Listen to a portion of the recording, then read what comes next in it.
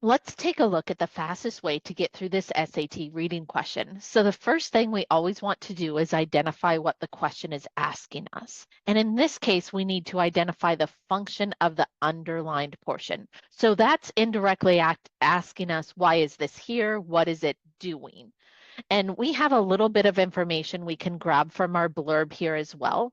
I'm paying close attention to the fact that this is a novel, so it's telling me a story, and I'm looking for information about the title character, Billy Budd, in here. So now let's go through and see what the purpose or the function of this underlined portion is. Now we need to remember that the test writers are not our friends. They're grabbing some really older style text here. We can see that date in terms of when this was published, and that was after this author died.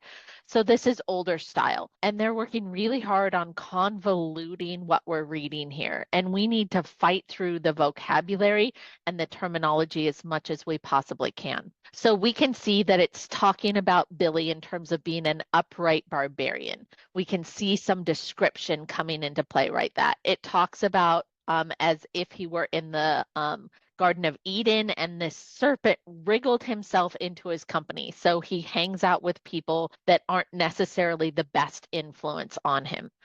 And then we see a whole bunch of other stuff coming down here in terms of what's happening, right? Sometimes we're going to know this vocabulary, sometimes we're not. But it's really talking about things that are a little bit lewd or not necessarily tactful in this case. There's not a lot of positive things that are happening here. And then we hit this sentence and it says, but Billy was a sailor and as such, he was at home. Now, when we have function questions, we can't just quickly identify what answer is correct. We have to make sure we're working our process of elimination because we don't know directly what we're looking for.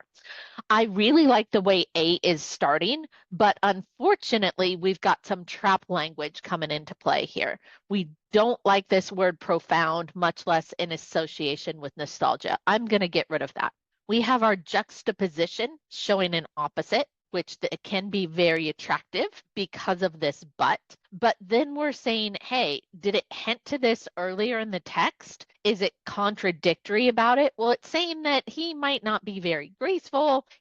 Could be a little bit clumsy. He doesn't have a whole lot of tact or refinement, but that isn't necessarily a direct contradiction to him being a sailor. So it could be attractive, but definitely the wrong context for us. And then we can see that we're getting into some criticism. Oh, that can look interesting. Experienced in his occupation, though. Is it talking about him being a bad sailor anywhere, or is it talking about his characteristics? It's definitely his characteristics and nothing about him being a sailor, so I need to get rid of that. And let's go ahead and choose D here. It establishes his connection to his chosen occupation. We can definitely see that coming into play, like he was a sailor. That's what he has decided to do. And it contrasts the earlier descriptions of his personality.